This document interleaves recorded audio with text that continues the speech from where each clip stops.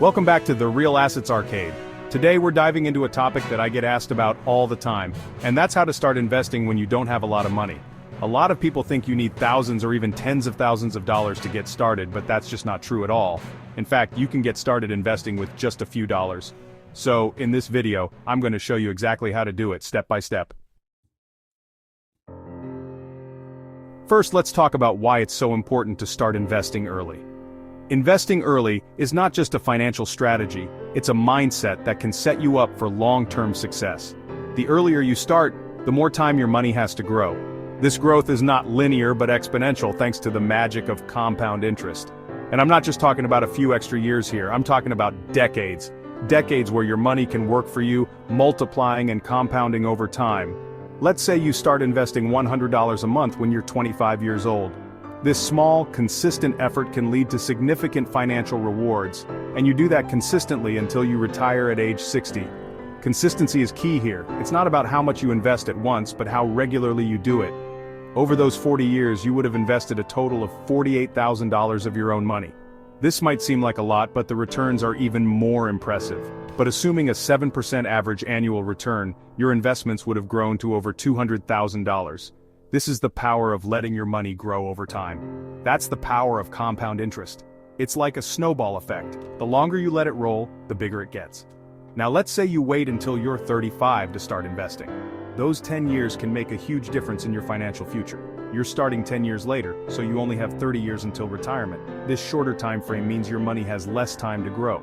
To reach that same $200,000 goal, you would need to invest almost $200 a month. This is double the amount you would have needed to invest if you had started 10 years earlier. That's double the amount you would have needed to invest if you had started 10 years earlier. The cost of waiting is significant. So you see, time is your biggest asset when it comes to investing.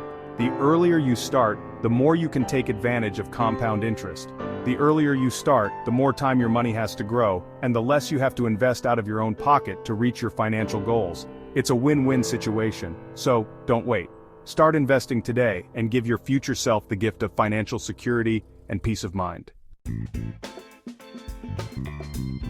Now let's talk about how much money you actually need to start investing. The answer might surprise you.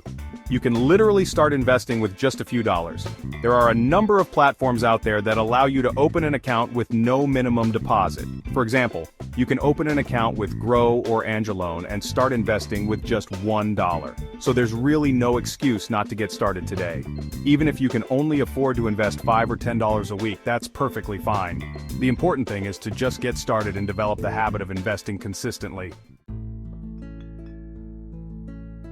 So, now that you know how little you need to get started, let's talk about where you should invest your money. Even with a small amount, you can make smart investment choices that can grow over time. When you're first starting out, I recommend keeping things simple and investing in low-cost index funds or ETFs. These options are user-friendly and don't require a lot of active management. An index fund is a type of mutual fund that tracks a specific market index, like the S&P 500. This means your investment mirrors the performance of that index, providing a broad market exposure. ETFs, or exchange-traded funds, are similar to index funds, but they trade on an exchange like stocks. This gives you the flexibility to buy and sell throughout the trading day. Both index funds and ETFs are great options for beginners because they're diversified, which means they invest in a variety of different stocks or bonds. Diversification helps spread out your risk. This helps to reduce your risk. By not putting all your eggs in one basket, you're less likely to suffer a big loss if one investment doesn't perform well. They're also very low cost, which means more of your money is going towards your investments and less towards fees.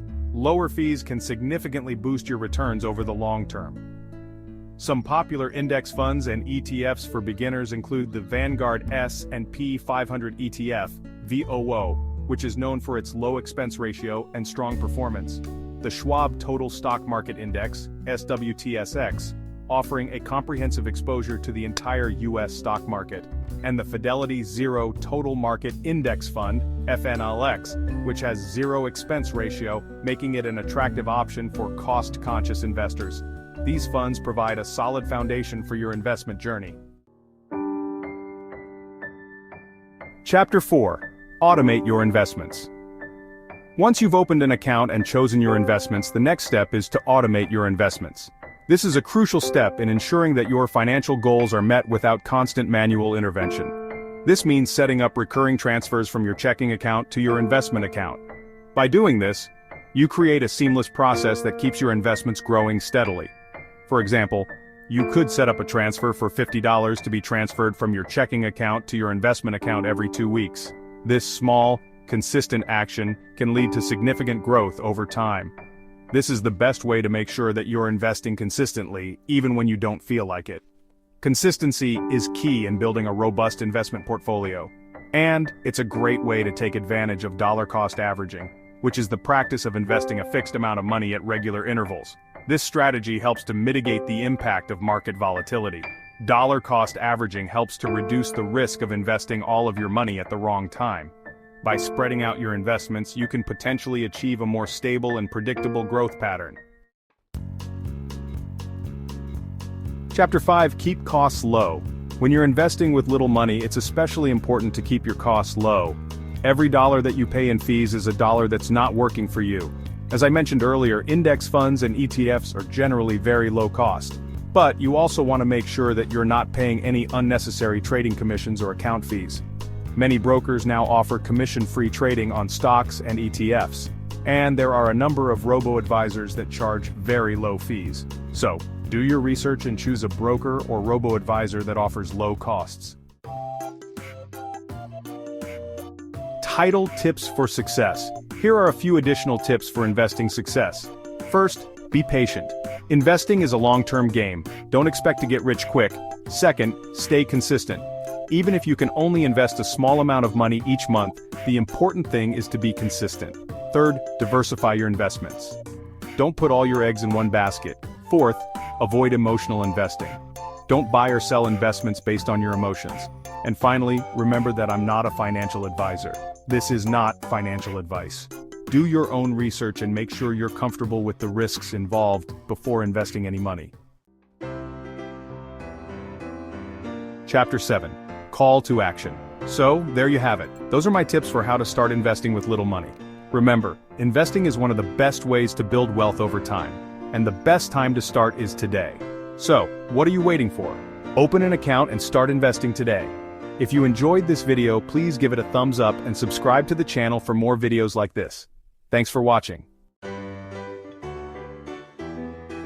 Outro, thanks for watching. Alright guys, that's it for today's video. I hope you enjoyed it and found it helpful. Investing is something I'm super passionate about, and I love helping people get started. Remember, you don't need a ton of money to begin investing. Even small amounts can make a huge difference over time, thanks to the power of compound interest. If you're ready to take control of your financial future, take that first step today. As always, thanks for watching, and I'll see you in the next one.